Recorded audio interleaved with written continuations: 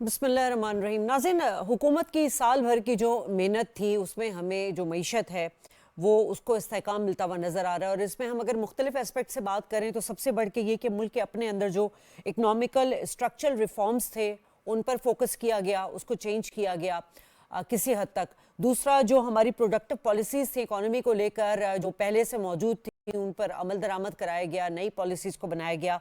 और यकीनन ये तमाम काविशें जो हैं वो शहबाज शरीफ साहब की जो मुआशी टीम है उसकी हमें नज़र आ रही हैं।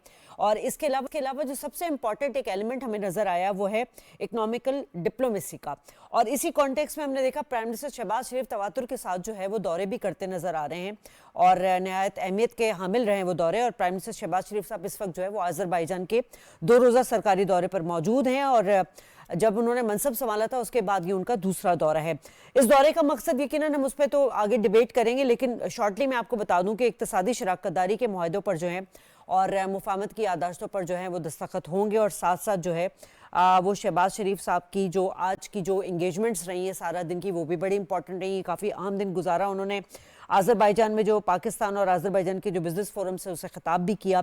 और क्लाइमेट जो एक चेंज के हवाले से एक सरबराही इजलास था, उस मौके पर आज़रबाईजान के सदर से भी उनकी मुलाकात हुई और उस पर वही जो इक़्तिसादी शराकतदारी की बात कर रही हूँ मैं, और दिफाई ताउन के हवाले से, स्ट्रेटजिक ताल्लुकात की मजबूती के हवाले से और अवामी रवाबत के हवाले से ख़ास तौर पर उन दोनों में बड़ी अहम बातें हुई हैं। और दोनों ममालिक के दरमियान जो मजबूत ताल्लुकात है उसके अज़्म को दोहराया भी गया है।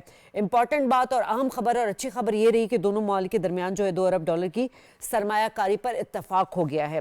नाज़रीन, प्राइम मिनिस्टर शहबाज शरीफ जो कि आज़रबाईजान और उज़्बेकिस्तान के दौरे पर हैं, तो आज इसी हवाले से हम ये भी डिबेट करेंगे कि ये जो दौरा है ये खित्ते बल्कि दुनिया में अमन और साथ साथ इक़्तिसादी जो तरक्की और खुशहाली है उसके लिए कितना कारगर साबित होगा। पैनल का तारुफ करा दूँ, मेरे साथ मौजूद हैं एहसन हमीद दुरानी साहब, IR एक्सपर्ट हैं, राजा कामरान साहब इकोनॉमिस्ट हैं। बहुत शुक्रिया आप दोनों को कि आप तशरीफ़ लेकर आए। एहसन हमीद दुरानी साहब, यकीनन आपने इंट्रो मेरा सुना होगा।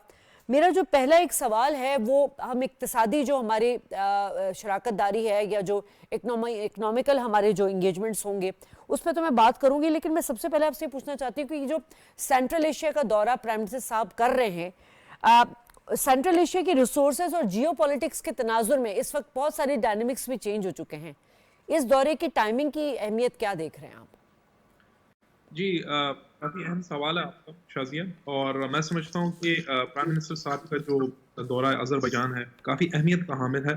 उसकी वजह ये है कि अज़रबैजान इस वक्त एक बड़ी एक इमर्जिंग इकॉनमी है और एक बहुत बड़ी स्ट्रेटेजिक पावर भी है। ख़ास तौर पे जब ये 2020 की जंग उनकी अर्मीनिया के साथ हुई थी और जो काराबाख का एरिया था उन्होंने वापस लिया, तो उसके बाद अज़रबैजान की अहमियत जियो स्ट्रेटेजिकली बहुत ज़्यादा बढ़ गई है। और ये जो मुल्क है अज़रबैजान का, ये कनेक्टेड है इस कॉकस रीजन के अंदर। खास तौर पर इसके बड़े डिफेंस टाइज हैं टर्की के साथ। और इस मुनासबत से पाकिस्तान और अज़रबैजान का जो एक ताल्लुक है, एक जो रिलेशन है, वो बहुत अहमियत का हामिल है। और अक्रॉस द डोमेन, सिर्फ इकोनॉमिक नहीं बल्कि डिफेंस डोमेन के अंदर भी पाकिस्तान और अज़रबैजान की बड़ी ही करीबी शराकतदारी है। और अज़रबैजान बड़ा फर्मली सपोर्ट करता है पाकिस्तान के स्टांस को कश्मीर के ऊपर। और इन रिटर्न पाकिस्तान अज़रबैजान का जो काराबाख के ऊपर जो एक स्टांस है उसको सपोर्ट करता है। तो ये एक बड़ी लॉन्ग टर्म एक स्ट्रेटेजिक कोऑपरेशन है इन दोनों मुल्कों में, जो कि फिर ट्रांसलेट होती है in economic, defence, tourism, people to people contact, businesses, B2B, तमाम डोमेन्स में वो फिर ट्रांसलेट होती है ये रिलेशनशिप। ठीक है, राजा कमरान, आप किस तरह देख रहे हैं दोनों दरमियान मुल्कों के ममालिक के दरमियान आज जो इक्तसादी जो रवाबित और सरमायाकारी, खास तौर पे जो $2 अरब सरमायाकारी के हवाले से इत्तफाक हुआ, ये कितनी बड़ी अचीवमेंट है पाकिस्तान के लिए?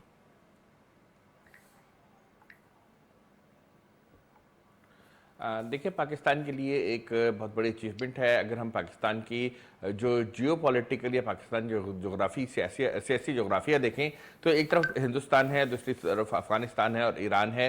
तो पाकिस्तान के तमाम जो सरहदी ममालिक हैं उनसे जो चीन के अलावा सरहदें मिलती हैं वो वहाँ पे ज़्यादा इकोनॉमिक एक्टिविटी नहीं हो रही है। मगर अफगानिस्तान में जब से अमेरिकी फ़ौज वापस गई है और वहाँ पे एक स्टेबिलिटी होती हुई नज़र आ रही है, तो उससे पाकिस्तान के जो एक रीजनल हब बनने के प्रॉस्पेक्ट्स थे वो बहुत ज़्यादा रोशन हो गए हैं। जैसे काज़ाकिस्तान सेंट्रल एशियन कंट्रीज़ हैं, इसमें अज़रबैजान जहाँ पर वज़ीर आज़म दौरा कर रहे हैं, ये बहुत अहम कंट्रीज़ हैं दुनिया में तवानाई के हवाले से। ये रिसोर्सेज रिच कंट्रीज़ हैं, यहाँ पे हर किस्म की मादनियात हैं, यहाँ पे हाइड्रोकार्बन है, यहाँ पे RLNG है, यहाँ पे पाइपलाइन गैस है, यहाँ पे पेट्रोलियम मसनूआत हैं, यहाँ पे जो सॉलिड मादनियात हैं वो बड़ी मिकदार में हैं। और इन सब मादनियात को अगर दुनिया में जाना है तो वो पाकिस्तान उसका कॉरिडोर है, और पाकिस्तान से ही आकर ये तमाम जो एनर्जी है और मादनियात है दुनिया तक जाएंगी। तो पाकिस्तान की बड़ी अहमियत है। पाकिस्तान ने अब तक जो अज़रबैजान के, देखिए लास्ट टाइम जो सदर आए थे उस वक्त पाकिस्तान में जो सियासी एक इस्लामाबाद में टर्मोइल मौजूद था, मगर उसके बावजूद वो आए, उन्होंने दौरा किया, पाकिस्तान के साथ अहम निगोसिएशंस की, और उन्हीं निगोसिएशंस और उन्हीं मुज़ाकरात के नतीजे में आज कुछ मुआहिदों पर, कुछ MOUs पर दस्तखत हुए हैं, और अप्रैल में जो है वो दोबारा पाकिस्तान आएंगे और इन मुआहिदों को $2 अरब के मुआहिदे करके जाएंगे। सो एक तसलसल के साथ हम देख रहे हैं कि गुज़िश्ता साल वज़ीर आज़म ने दौरा किया, वज़ीर आज़म पाकिस्तान शहबाज शरीफ ने अज़रबैजान का दौरा किया, फिर अज़रबैजान के सदर यहाँ पर आए, अब वज़ीर आज़म वहाँ गए हैं, और एक माह के अंदर अंदर तमाम जो मफाहमती याददाश्तें हैं उनको माहिदों में मुंतकिल करके अज़रबैजान के सदर पाकिस्तान आएंगे और $2 अरब की सरमायाकारी के मुआहदे करेंगे। यह एक बहुत ही स्ट्रेटेजिक किस्म का मामला है। जैसे मेरे अभी कोलीग बता रहे थे कि नकोरो कारनाबाग का जो मामला था उस पर पाकिस्तान ने अज़रबैजान का उसी तरह से साथ दिया है जैसे कश्मीर के मामले पर अज़रबैजान पाकिस्तान का साथ दे रहा है। इसके अलावा पाकिस्तान ने जो अज़रबैजान को दिफाई शोबे में जो ताउन किया है उस पर वहाँ की पूरी कौम पाकिस्तान की बहुत ज़्यादा मशहूर है। आप वहाँ पर अगर जाएँ तो आपको अंदाज़ा होता है कि वो किस तरह से पाकिस्तान को खुले हाथों और खुले दिल के साथ जो है वेलकम किया जाता है। तो पाकिस्तान की अज़रबैजान के साथ बहुत अच्छी स्ट्रेटेजिक सूरत हाल है। अभी ट्रेड वॉल्यूम बहुत कम है, मगर बतदरीज इसमें इजाफा हो रहा है। पाकिस्तान का और अज़रबैजान के दरमियान अगर बाकू और कराची के दरमियान देखें तो तकरीबन 4000 किलोमीटर का फ़र्क है। अगर वहाँ से कोई भी तिजारत का शिप जो है कोई आता है तो वो 21 दिन लगते हैं, और अगर वो अज़रबैजान से रूस और रूस से जो पोर्ट के जरिए है वहाँ की बाल्टिक से होता हुआ एशिया की तरफ आएगा तो उसको कई माह लग जाएंगे। तो ये एक बहुत अच्छा ट्रेड रूट भी है। सीपैक और इसके अलावा जैसे मैं अक्सर कहता हूँ कि सीपैक सिर्फ पाकिस्तान नहीं है, पाकिस्तान के लिए सेंट्रल एशिया, इवन कि रशिया भी पाकिस्तान के साथ जो है के जरिए तिजारत को अपना फ़रोग दे सकता है। अगर उभरते हुए अफ्रीका से किसी ने फ़ायदा उठाना है सेंट्रल एशिया में, अफगानिस्तान ने या रूस ने, तो उसको पाकिस्तान की तिजारत और पाकिस्तान की बंदरगाहें इस्तेमाल करनी पड़ेंगी। अज़रबैजान अभी पाकिस्तान की बंदरगाहें इस्तेमाल कर रहा है। पायलट प्रोजेक्ट इसका कामयाबी से मुकम्मल हो चुका है और दो तरफा तिजारत जो है जो अज़रबैजान और पाकिस्तान के दरमियान है ट्रांजिट ट्रेड की, वो जारी है। ठीक है। अच्छा एहसन, हम जब भी बात करते हैं यकीनन जो SIFC का प्लेटफॉर्म अम्ब्रेला बनी है उससे बड़ी पाकिस्तान को जो है वो इकोनॉमिकली जो सपोर्ट मिल रही है, और पाकिस्तान ने और जिस तरह रिप्रेजेंट कर रहे हैं प्राइम मिनिस्टर साहब, पाकिस्तान का एक इमेज बिल्ड कर रहे हैं पूरी दुनिया में, और उसी इमेज को देखते हुए इसमें हम देख रहे हैं कि मिलिट्री डिप्लोमेसी भी हमारे आर्मी चीफ साहब ने बहुत बड़ा अहम किरदार अदा किया है। तो इस वक्त जो है सरमायाकारी लाने में दोनों कितने कामयाब रहे हैं? जी,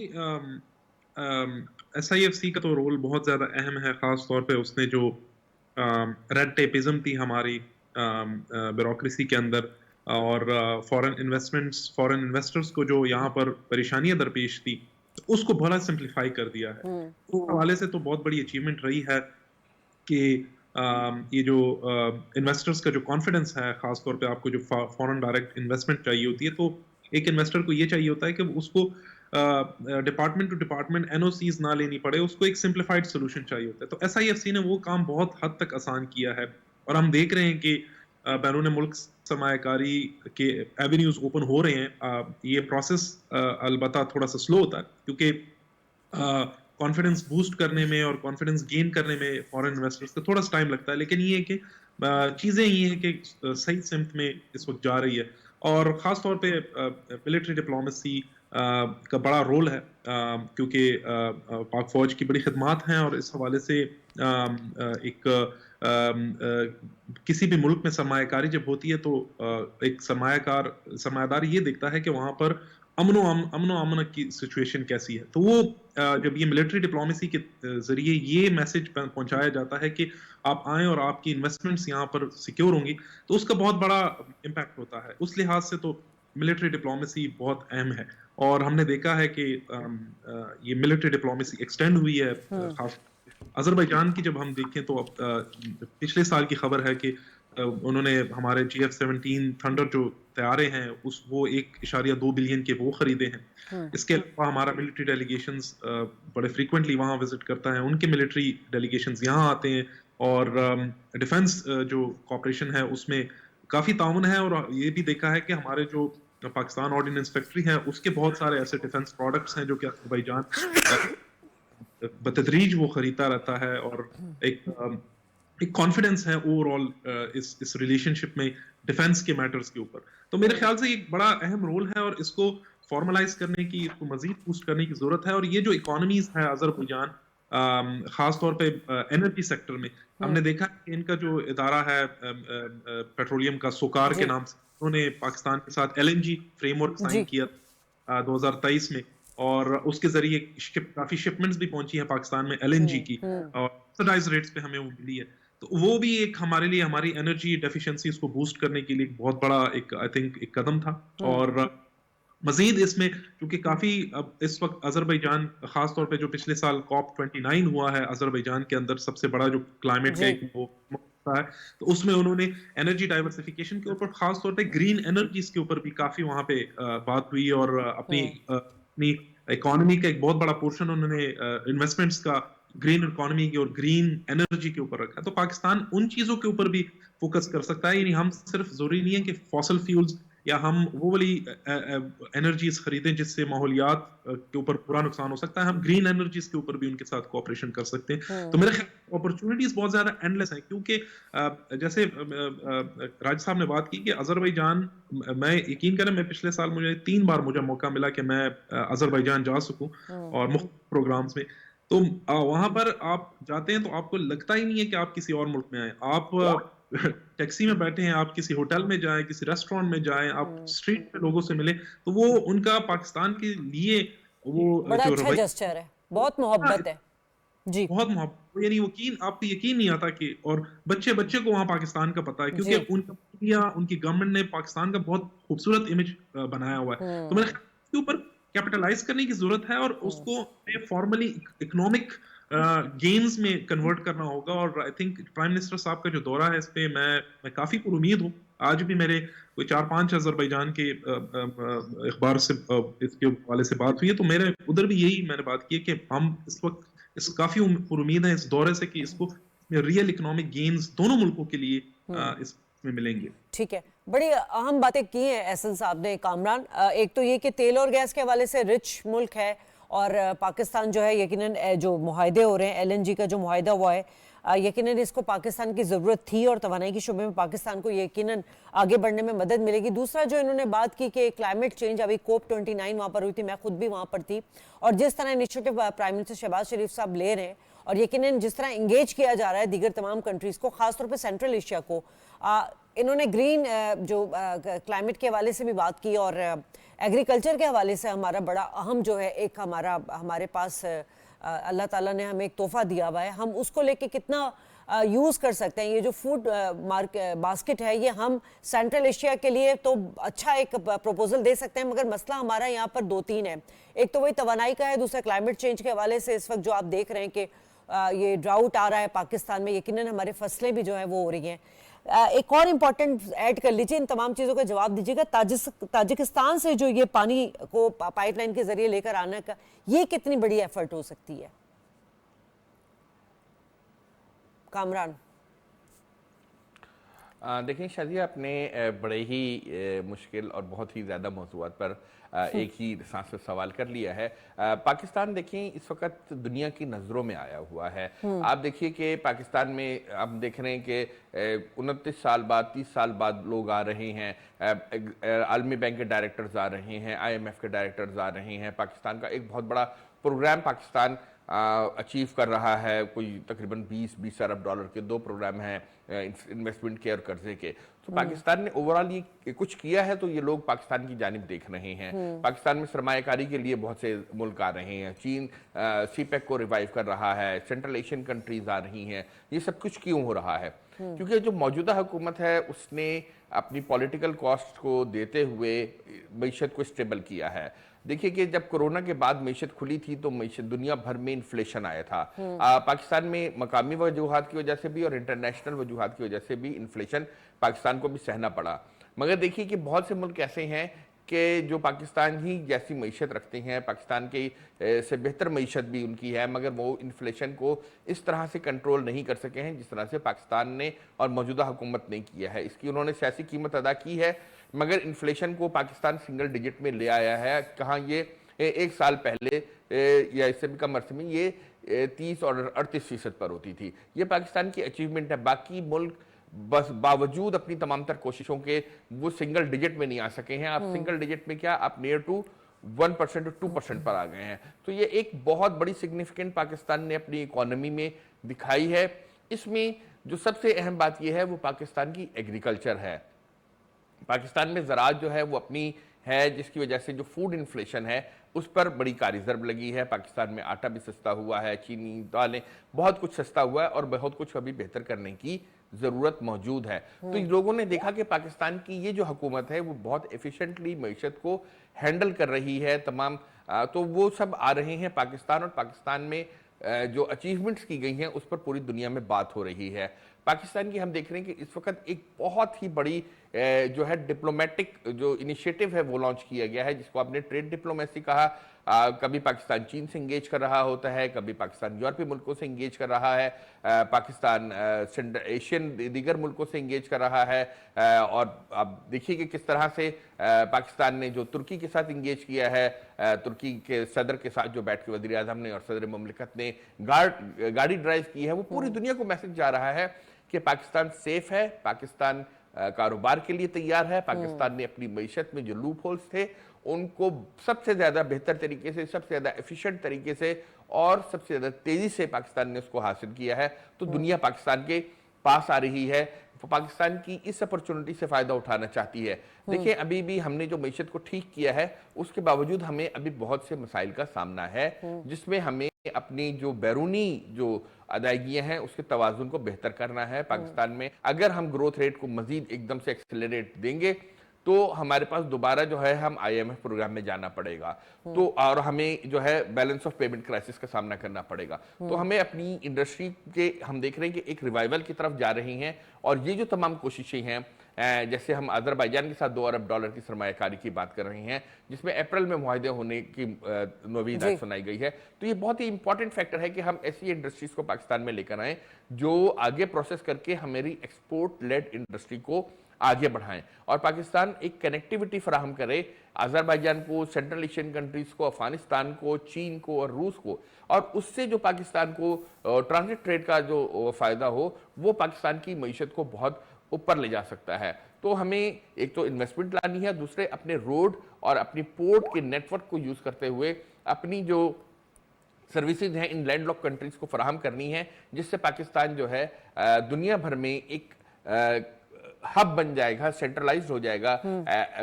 हम लिंक बन सकते हैं बिटवीन द यूरोप और सेंट्रल एशिया, हम लिंक बन सकते हैं बिटवीन सेंट्रल एशिया और अफ्रीका और फार ईस्ट के मुल्कों के लिए। तो हमारे पास एक बहुत एंडलेस अपॉर्चुनिटी मौजूद है, इसको हमें जो है आगे लेके चलना होगा। और मुझे लग रहा है कि मौजूदा हुकूमत ने जो अपनी सियासी तमाम तर जो कॉस्ट अदा की है, इसके अलावा उन्होंने जिस तरह से पॉलिटिकल टर्माइल को कंट्रोल किया है, मईशत के बहरान को कंट्रोल किया है। आज से 1.5 साल पहले जो गुफ्तगू हो रही थी कि नाउज़ुबिल्लाह पाकिस्तान डिफ़ॉल्ट करने जा रहा है, लोग इसकी बातें कर रहे थे, आज ये कह रहे हैं कि पाकिस्तान अब बिल्कुल सही सिमत में है और पाकिस्तान ऊपर ठीक जा है। रहा है। तो यहाँ पर बहुत कुछ पाकिस्तान में हुआ है और उसी को जो है लोग अब कैपिटलाइज करने पाकिस्तान आ रहे हैं। और अजरबैजान जो है हमें हैंड एंड ग्लव, कंधे से कंधा मिला के हमारे साथ खड़ा हुआ है कि वो पाकिस्तान के जो मसाइल हैं उनके साथ ठीक है। आगे बढ़ेगा और पाकिस्तान में जो सरमाएकारी के जो अपॉर्चुनिटीज हैं उसको एक्सप्लोर ठीक है। करेगा।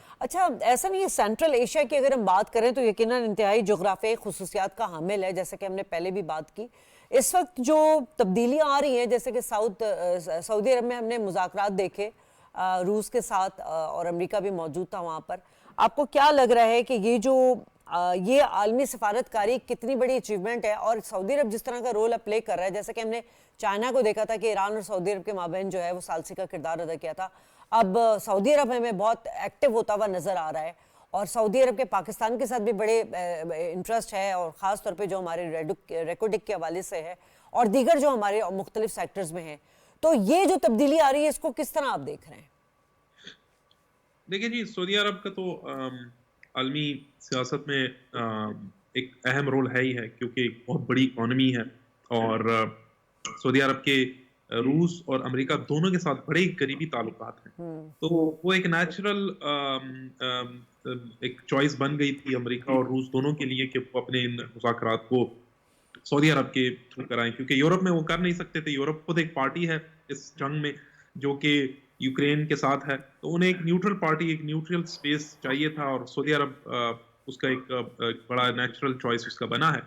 पाकिस्तान और सऊदी अरब के तो आपको मालूम है कि बहुत ही करीबी और लॉन्ग स्टैंडिंग टाइज हैं, और वो तो ट्रांसेंड करते हैं जियोपॉलिटिकल, इकोनॉमिक, स्ट्रेटेजिक, डिफेंस से लेकर एक पीपल टू पीपल कांटेक्ट, और एक पाकिस्तानियों का एक वैसे ही एक हरमैन शरीफैन की तरफ एक अकीदत का रिश्ता है। तो वो तो उसकी तो मिसाल मौजूद ही नहीं है। पाकिस्तान और सऊदी अरब की जो ताल्लुकात हैं उसके इंटरनेशनल रिलेशंस में मैं समझता हूँ ऐसे मिसाल मौजूद नहीं है।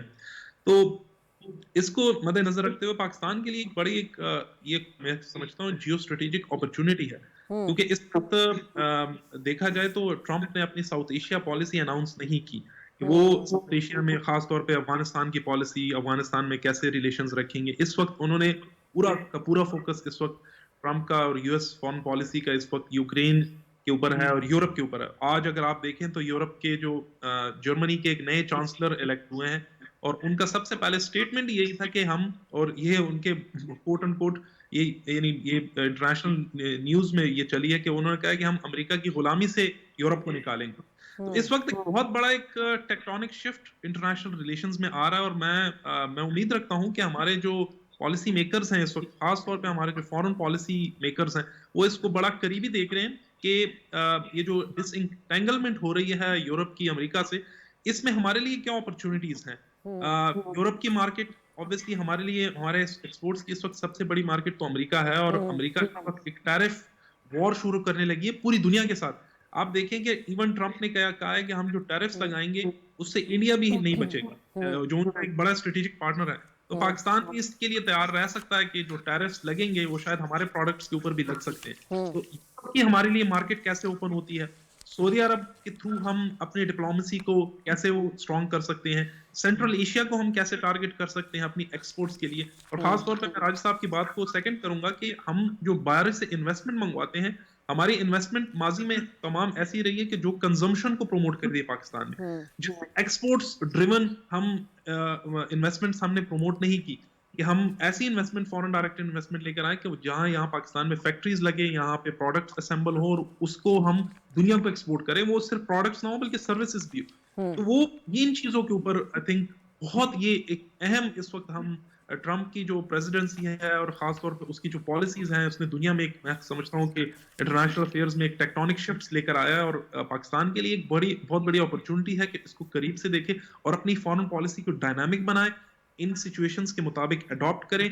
और पाकिस्तान का जो कौमी मफाद है उसको सेंट्रल रखे, और उसके पस मंजर में और उसको नजर में रखते हुए अपनी फॉरेन पॉलिसी को तरतीब दे। बिल्कुल, और हमें यही जो एक क्लियर चीज़ नज़र आ रही है कि मौजूदा हुकूमत जो है सफारतकारी के ज़रिए इसको मजबूत भी बना रही है, इक़्तिसादी जो है वो फ़ायदा उठा भी रही है। और कल उज़्बेकिस्तान में का दौरा है, उनके सदर ने दावत दी थी, नहायत अहमियत का हामिल होगा। मैं दोनों मेहमानों को शुक्रिया अदा करना चाहूँगी नाज़रीन, और लूँगी एक ब्रेक के बाद वापस आएंगे तो हम बात करेंगे मोदी सरकार की, जिनका एंटी मुस्लिम नैरेटिव जो है उस पर हम हमेशा बात करते रहते हैं, लेकिन इस वक्त दुनिया के सामने भी वो बड़ा एक्सपोज हो चुका है। और अब मुसलमानों पर जितनी नफरत अंगेज़ एक तकारीर का हमने जिस हवाले से पहले से भी बात की थी, और अब भी हम देख रहे हैं कि वो सिलसिला रुक नहीं रहा है, बल्कि अब तो नई मुश्किलात खड़ी की जा रही। नई दिल्ली में जो रेखा गुप्ता है, उनकी जो वज़ीर आला हैं, उनके तैनाती के बाद उनके जो सोशल मीडिया पे जो उनकी ट्वीट्स हैं और जो उनकी वीडियोस हमें नज़र आ रही हैं, जो नफरत अंगेज़ तकारीर हैं,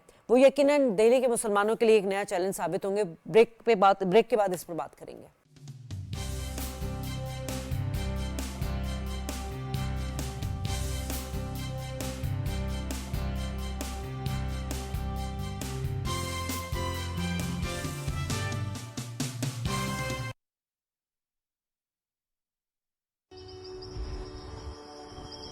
ये कहानी है कुछ रंगों की, जो पिछले 1 साल से 5 दरियाओं में बहती हैं, और उनकी झलक यहाँ बसने वाले एक एक वर्ग की आंखों में दिखती है।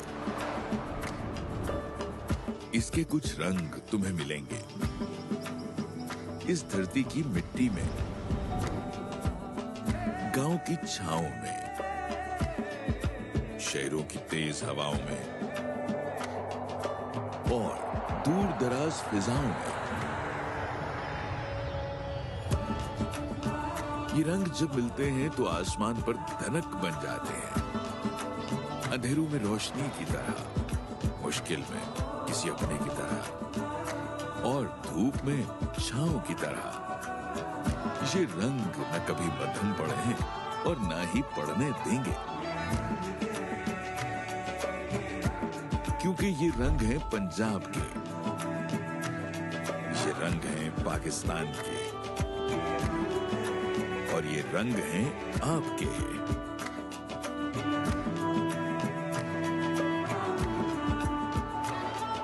365 दिन की कहानी, अनगिनत खिदमात की जुबानी, मरियम नवाज का 1 साल, शानदार तरक्की की रोशन मिसाल।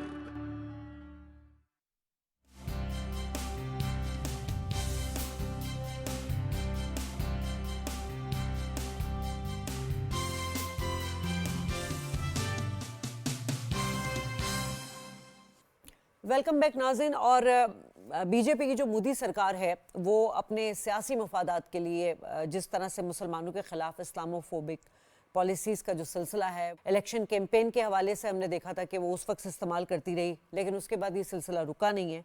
और इस वक्त सीएम दिल्ली जो रेखा गुप्ता हैं, उनको तैनात किया गया, और वो भी इसी माइंडसेट की ज़ेर असर निकली हैं। उनके जो सोशल मीडिया पे हम ट्वीट्स देख रहे हैं और जो उनकी वीडियोस देख रहे हैं, जो मुसलमानों के ख़िलाफ़ वो जहर उगल रही हैं, वो यकीनन इस वक्त जो है वो काबिल तशवीश भी है। और जो नई दिल्ली के मुसलमान हैं, उनके लिए अब क्या मुसीबत आने वाली है, इसी पर हम बात करेंगे। हमारे साथ मौजूद हैं जौहर सलीम साहब, साबिक सेक्रेटरी खारजा। हमारे साथ मौजूद हैं आईआर एक्सपर्ट अब्दुल्ला खान। अब दोनों मेहमानों का शुक्रिया अदा करना चाहूँगी। जौहर साहब, बीजेपी की हिंदुत्व पॉलिसी तो सबके सामने नज़र आ रही है। 2014 से मोदी सरकार जब से आई, तब से ये सिलसिला जो है जारी है, और हर गुजरते वक्त के साथ ये और एक्सट्रीम होता चला जा रहा है। क्या वजह नजर आती है, क्या पैगाम देना चाहती है मोदी सरकार? ये बिल्कुल वो डबल डाउन कर रहे हैं, जिसको कहते हैं ना, इस चीज पे। बिकॉज देखिए, उनका जो प्लैंक है पूरा, वो शुरू ही एंटी मुस्लिम और एंटी पाकिस्तान प्रोपेगेंडे से हुआ था। बिकॉज आपको याद होगा कि ये जो है ना, सारा ये बाबरी मस्जिद की वो जो उन्होंने कहा था कि हम इसको रेज करेंगे और इससे फिर जो है ना वहां पे मंदिर बनाएंगे, बहुत पहले से शुरू हुआ था। उस वक्त तो बीजेपी की 1 सीट भी शुरू में होती थी सिर्फ। तो उससे तो बीजेपी क्या है? बीजेपी बेसिकली आरएसएस का पॉलिटिकल विंग है। और ये जो रेखा की बात की, जो नई चीफ मिनिस्टर हैं जी, तो ये तो आरएसएस के काडर से ही आई हैं। ये आरएसएस की बड़ी, बल्कि इनके साथ एक टाइम पे ये जो स्टूडेंट यूनियन में थी, सेक्रेटरी थी, जो प्रेसिडेंट थी खातून, जो कि कांग्रेस की बाद में बनी, तो उन्होंने ये शुरू से ही बहुत स्टॉन्च आरएसएस आइडियोलॉजी रखती थी, और हमारा इस वजह से बहुत इख्तिलाफ रहता था। और अभी देखें, इनकी बहुत सी जो ट्वीट्स आई हैं, जिसमें बहुत सी एंटी मुस्लिम ट्वीट्स हैं, बहुत सी हेट की इंसाइटमेंट वाली ट्वीट्स हैं, इवन वायलेंस करते हुए ट्वीट्स हैं, जो अब्यूज करते हुए और वेंडलिज्म करते हुए। तो उसके बावजूद जो है बिकॉज वो आरएसएस के काडर्स में और बाद में फिर बीजेपी के काडर्स में वो पार्टी की बहुत सारी पोजीशन होल्ड की, तो अब उनको ये ओहदा दिया गया जो कि 27-28 साल के बाद बीजेपी को ये मौका मिला है न्यू दिल्ली में, क्योंकि उससे पहले तो आपको पता है एक डेकेड तक तो केजरीवाल वहाँ पे जो आम आवाम पार्टी है वो वहाँ पे इक़्तिदार में रही। तो अभी जब बीजेपी को मौका मिला है तो वो अपने बहुत ही एक कट्टर जो आरएसएस की स्टॉलवर्ट हैं उनको लेके आए हैं। तो इससे साफ है कि वो ये समझते हैं, बीजेपी ये समझती है कि उनकी जो बका है वो इसी में है कि वो एंटी मुस्लिम प्रोपेगेंडा और एंटी पाकिस्तान प्रोपेगेंडा जारी रखे। अगर देखें पिछले इलेक्शंस में जो नेशनल इलेक्शंस हैं उसमें उन्होंने बहुत ज्यादा अच्छा परफॉर्म नहीं किया, उसमें उन्होंने लूज किए हैं उससे पिछले इलेक्शंस के मुकाबले में, जबकि वो कहते 400 पार, वो तो हुआ नहीं। लेकिन उसके बाद फिर उन्होंने ये कहा कि देखें हम इकोनॉमिक जो प्रोग्रेस है जिसका हम बहुत ज्यादा क्लेम लेते हैं उसमें तो प्रॉब्लम ये आ रही है कि अमीर अमीर होते जा रहे हैं और जो गरीब है हिंदुस्तान में वो गरीब होता जा रहा है, मिडिल क्लास वाइप आउट होती जा रही है, यंगस्टर्स से जॉब्स नहीं मिल रहे। तो उन्होंने फिर कहा कि वो सारा तो हम एकदम नहीं बदल सकते मंजरनामा, लेकिन ये आसान काम है कि जो हम प्रोपेगेंडा करते हैं वो एंटी मुस्लिम और एंटी पाकिस्तान, जिसको एक ही इनके भी ट्वीट्स हैं, कई रेखा के भी जो अभी चीफ मिनिस्टर बनी है, जिसमें उन्होंने कहा उनकी लॉयल्टीज को मुसलमानों की क्वेश्चन किया है और उनको गद्दार करार दिया है। तो यही प्रोपेगेंडा वो समझते हैं कि उनको कामयाब करता है और उसकी पहले से भी ज्यादा वो तंदही से वो उस पर मसर है। ठीक है अब्दुल्ला, हमें नजर तो आता है हमेशा से कि anti Muslim anti Pakistan narrative जो है वो मोदी सरकार कर रहा है, लेकिन सिर्फ मुसलमान ही नहीं है, दीगर जो माइनॉरिटीज़ हैं, ईसाई हैं, ख़ासतौर पे वहाँ जो दिल्लत हैं, उनके साथ जो इंसानियत सोच सलूक किया जा रहा है इसको तो पूरी दुनिया देख रही है। और यकीनन जो वाशिंगटन में एक जो इन्वेस्टिगेटिव ग्रुप है उन्होंने तो एक रिपोर्ट भी शाये की थी कि 2024 के दौरान भारत जो है वो माइनॉरिटीज़ के साथ और मुसलमानों के साथ भी बहुत ज़्यादा नफरत अंगेज तकारीर जिसमें 74% इजाफा देखा गया है। अब सवाल यहाँ ये है कि ये मोदी सरकार तो बिना सोचे समझे ये इकदाम उठा रही है, वो ये समझ रही कि शायद उनके पॉपुलरिज्म में या उनके वोट को सपोर्ट करने के लिए ये नैरेटिव जो है वो बड़ा कारगर साबित होगा, मगर इसके बरक्स आप नहीं समझ रहे कि ऐसे इकदाम जो हैं वो मोदी हुकूमत के लिए नफरत अंगेज होते जा रहे हैं? बिस्मिल्लाह रहमान रहीम, बहुत शो में बुलाने का। असल बात है नफरत उनके खिलाफ बढ़ेगी तो वो कराएंगे कि उनके मोदी सरकार या बीजेपी या आरएसएस की सारी सियासत बुनियादी तौर पे नफरत फैलाने पर ही मबनी है। और वो ये समझते हैं कि जितनी वो ज्यादा नफरत फैलाएंगे, जितनी पोलराइजेशन करेंगे, उतना ही उनकी पॉपुलैरिटी बढ़ेगी और वो दूसरों के खिलाफ नफरत फैलाते हैं। और इस सारे अमल के दौरान अभी देखें ना कि उनका ये जो नैरेटिव बिल्डिंग है अराउंड एक्सट्रीमिस्ट आइडियोलॉजी वो इतना स्ट्रांग हुआ, लोगों ने इतनी उसको एक्सेप्टेबिलिटी दी कि आम आदमी पार्टी जिसने दिल्ली के लोगों की जिंदगी बदल दी थी, इवन वो इलेक्शन में हार गए। तो ये बीजेपी का एक पुराना तरीकाकार है। और दूसरी बात ये कि ये जो रेखा गुप्ता को लाया गया है इसकी बड़ी सिग्निफिकेंस है। वैसे तो बीजेपी किसी को भी लाती तो एक्सट्रीमिस्ट ही होता है। आरएसएस का कौन सा बंदा है या बीजेपी का जिसको हम कह देंगे ये मॉडरेट और ये एक्सट्रीमिस्ट नहीं है, ये तो सारी की सारी पार्टी ही एक्सट्रीमिस्ट है। सोचना ये है कि रेखा गुप्ता को क्यों लाया गया है। देखिए इसकी दो चीजें हैं जो बीजेपी दुनिया को बताना चाहती है, और एक उसका इंटरनल है, एक एक्सटर्नल है।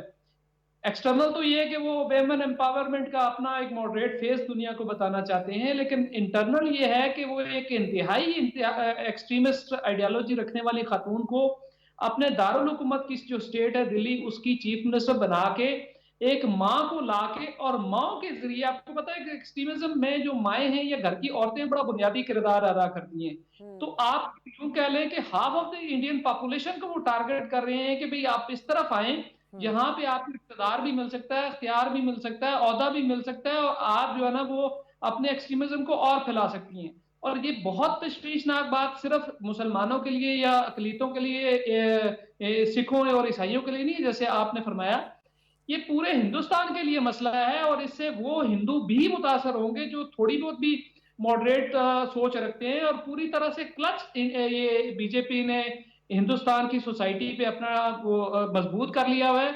और कोई भी ऐसी आवाज जो एतदाल की आवाज है, जो सेन वॉइस है, वो उसको दबाते चले जा रहे हैं। अच्छा, इसका होगा क्या इवेंचुअली? ये देखें, एक्सट्रीमिज्म कोई भी होता है उसका अल्टीमेट रिजल्ट ये होता है कि कौमें अंदर से फटती हैं। तो मैं ये समझता हूँ कि वो बजाय तो दूसरों को दबाने के चक्कर में है, लेकिन ये इस सारे प्रोसेस के दौरान खुद हिंदुस्तान अंदर से ब्लॉस्ट कर जाएगा। और ये मैं नहीं कह रहा, हिंदुस्तान के अपने लीडर ये बात कर रहे हैं। ठीक है जौहर साहब, इंसानी हुकूक की तंजीमें, इसमें एमनेस्टी इंटरनेशनल ले लें, इसके अलावा जो अमेरिकन स्टेट डिपार्टमेंट है उनकी जानिब से भी भारत को जो है वो मजहबी आज़ादी के हवाले से तशवीशनाक करार दिया गया है। दूसरा जो माइनॉरिटीज़ पे जो जुल्म ढाए जा रहे हैं उस हवाले से भी जो है बड़ा नोटिस लिया गया, ख़ास तौर पे जो गासिबाना कब्ज़ा है मकबूजा कश्मीर में और आर्टिकल 370 को जो मस्क किया गया था। अब ये तमाम चीज़ें हमें नज़र तो आती हैं कि इस पे मजम्मत की जाती है, इस पे बात की जाती है, लेकिन अमली तौर पर भारत को लगाम देने के लिए कोई इकदाम नज़र नहीं आते हैं। तो ये दो नज़रिया या ऐसे कहेंगे कि दोगलापन क्यों है दुनिया का? जी, हो इस तरह रहा है कि चीजें साइलोज में चल रही है ना। एक तरफ तो जाहिर है अमेरिका के वेस्ट के इन जनरल जो बहुत से उनके जियो स्ट्रेटेजिक मफादात हैं वो वक्त हिंदुस्तान के साथ वाबस्ता हैं, बिकॉज उनकी वो जो सो कॉल्ड एक इंडो पैसिफिक स्ट्रेटजी है या पिवट टू एशिया है, और फिर जिसमें बेसिकली जो कि चाइना की कंटेनमेंट पॉलिसी है, उसमें एक बहुत ही कलीदी जो है अहमियत हासिल है हिंदुस्तान को, उसको एज अ काउंटरवेट देखते हैं। अच्छा, दूसरी तरफ फिर वो देखते हैं कि इंडिया जो है वो अब इस वक्त दुनिया की 5वीं बड़ी इक्तिसादी ताकत बन गया है, और प्रोजेक्शन ये है कि अगली कुछ सालों में वो तीसरी बड़ी ताकत बन जाएगा दुनिया की जीडीपी के हिसाब से, जो है इक्तिसादी ताकत। तो वो फिर देखते हैं कि इतनी बड़ी मार्केट है, जो है ऑलमोस्ट 1.5 बिलियन की आबादी है, और फिर देखें इंडियंस जो हैं उनकी जो डियास्पोरा है वो अमेरिका में, तो अब देखें किस किस्म के अमेरिका में, अगर आज आप देखें तो FBI पे भी अब जो है एक इंडियन ओरिजिन इस वक्त जो है, फिर रामास्वामी को बड़ा अहम जिम्मेदारी भी मिली उससे पहले, तुलसी गाबार्ड जो कि इंडियन ओरिजिन तो नहीं है लेकिन हिंदू हैं, फिर इसी तरह और बहुत सारे हैं, फिर उनकी जो बहुत बड़ी बड़ी फॉर्च्यून 500 टॉप कंपनीज हैं टेक, उसके CEOs वो हैं, तो उनकी लॉबी इस वक्त इजरायली लॉबी के बाद सबसे बड़ी जो लॉबी है, सबसे पावरफुल वो अमेरिका में है। तो उस सबका असर ये होता है कि वो मजम्मत कर देते हैं, जाहिर है इंसानी हकूक की खिलाफ वर्जी के ऊपर भी, माइनॉरिटी राइट्स के ऊपर भी, रिलीजियस फ्रीडम्स के ऊपर भी, लेकिन जहां तक उनकी अमली पॉलिसीज का ताल्लुक होता है, जिसमें इक्तिसादी शोबों में या दिफाई शोबे में, तो उसमें आप देखें कि अभी भी उन्होंने मोदी को वहां पे बुलाया था, और वो देखें इवन जो यूरोप के जो अहम तरीन जो प्राइम मिनिस्टर्स हैं, वरना ये एक उनकी तारीख थी अमेरिका की कि जो ब्रिटिश प्राइम मिनिस्टर होता था उसको हमेशा वो सबसे पहले बुलाते थे मुलाकात के लिए, पर इस बार मोदी को उनसे और फ्रांस के सदर से पहले बुलाया गया, और उसमें बहुत ज्यादा एक वसीतर उसमें जो है बहुत सारे मुआहदे जो है उन पर दस्तखत हुए, और उसमें बहुत जो है ना कॉम्पैक्ट और जो ट्रस्ट और कई नामों से बहुत ही ज्यादा लॉन्ग टर्म किस्म के स्ट्रेटेजिक उसमें ताउन के मुआहदे हुए हैं, दिफाई शोबे में भी हुए हैं, फिर ये भी आपस में इत्तेफाक हुआ है कि $500 बिलियन तक ट्रेड लेके जानी, तो वो आपको साफ नजर आता है। देखिए, मैं हमेशा ये कहता हूँ कि जो इंटरनेशनल पॉलिटिक्स है वो कहते तो हैं, लेकिन वो वैल्यूज जो हैं शेयर्ड वैल्यूज और प्रिंसिपल्स पे या शेयर्ड आइडियल्स पे कहते तो हैं, लेकिन उस पर चलती नहीं है। आखिर में होता ये है कि जो शेयर्ड इंटरेस्ट होते हैं, जो कोर इंटरेस्ट होते हैं, उस पर चलती हैं, और इस वक्त उनके इंटरेस्ट जो हैं वो बहुत सी जगहों पे कोइंसाइड कर रहे हैं जो स्ट्रेटेजिकल। तो इसलिए मैं ये भी कह चुका हूँ कि ट्रम्प की जो दूसरी टर्म आएगी उसमें जो अभी शुरू हो चुकी है, उसमें पाकिस्तान के लिए चैलेंजेस होंगे, और वो हम देख रहे हैं कि वो चैलेंजेस थोड़े शुरू हो भी गए हैं।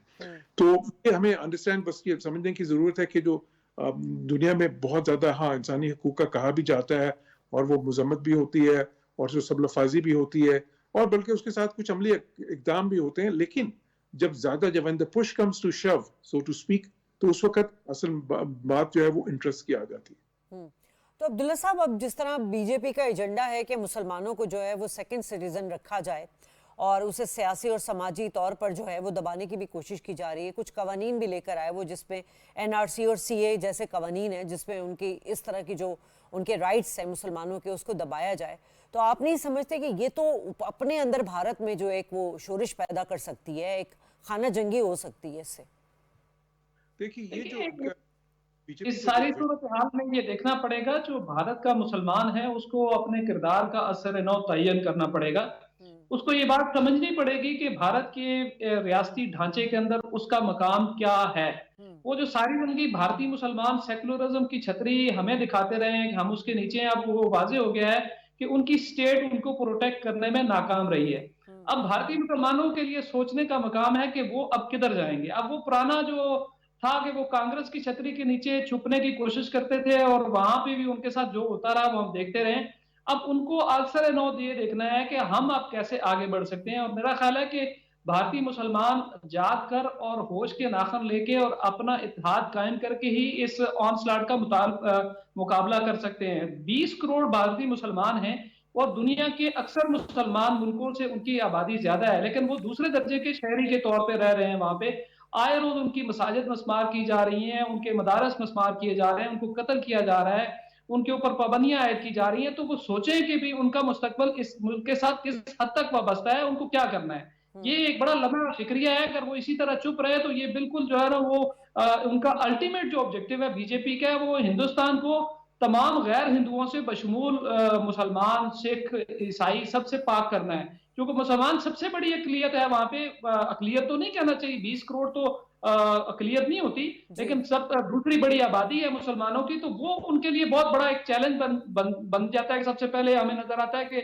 मुसलमान उनके आगे हैं। तो मुसलमानों को भी अपना एक किरदार दिखाना होगा और ताकि पता चले कि हम वहां पे जिंदा हैं। ठीक है, तो सवाल वही पैदा होता है कि हम जिस तरह देख रहे हैं कि भारत के अपने अंदर जो ऑपोजिशन जमाते हैं, जौहर साहब, वो खुद जो है इस पर सख्त मजम्मत कर रही हैं। जिस तरह की इन्होंने हिंदुत्व पॉलिसी अपनाई है उस पर भी हमें रेजिस्ट नजर आ रहा है। तो दीगर पॉलिटिकल पार्टीज इस पे क्या मोदी सरकार को किसी तरह प्रेशराइज कर सकते हैं? क्योंकि देखिए हमने देखा कि इस इंतखाबात में बीजेपी की तो वो उसने भी बैसाखी के सहारे अपनी जो है वो इख्तदार को खड़ा किया है। तो इस वक्त ऑपोजिशन जमातें क्या रोल अदा कर सकती हैं अगर करना चाहें तो? बिल्कुल, देखें उसमें कांग्रेस का बहुत अहम किरदार है और ने जो है दूसरी पार्टी को साथ मिला के वो जो इंडिया अलायंस बनाया था, उसने पिछले इलेक्शंस में बहुत अच्छी कारकर्दगी दिखाई। बहुत थोड़ी सी का फर्क रह गया था।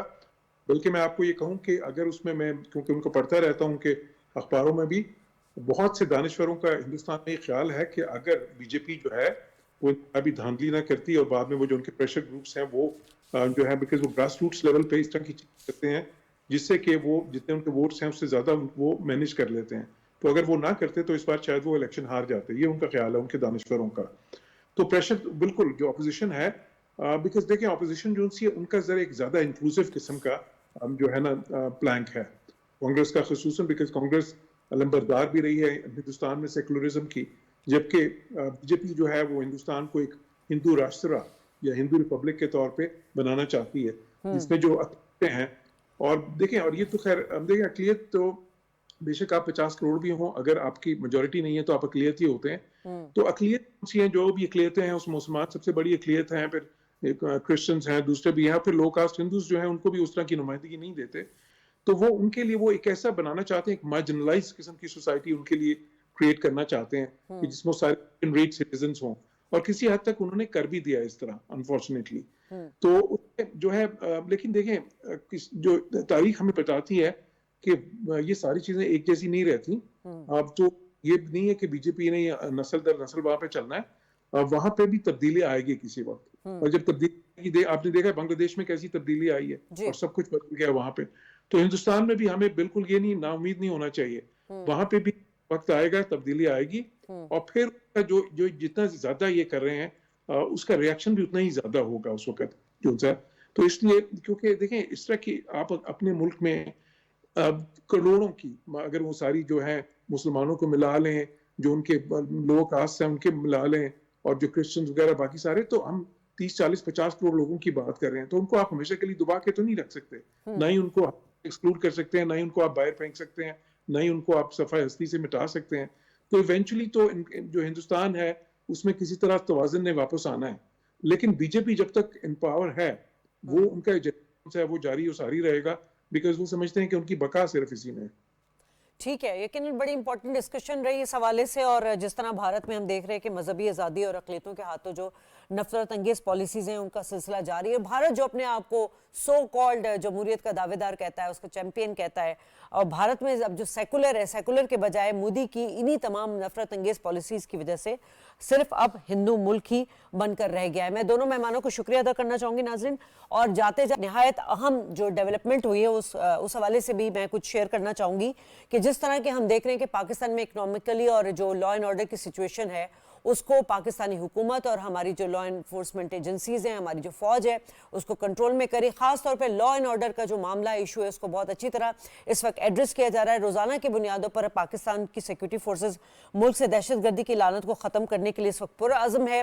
इंटेलिजेंस बेस्ड ऑपरेशंस किए जा रहे हैं और इसी हवाले से जिला खैबर में सिक्योरिटी फोर्सेज का खवारिज की मौजूदगी की इतला पर एक बहुत बड़ा ऑपरेशन किया गया है।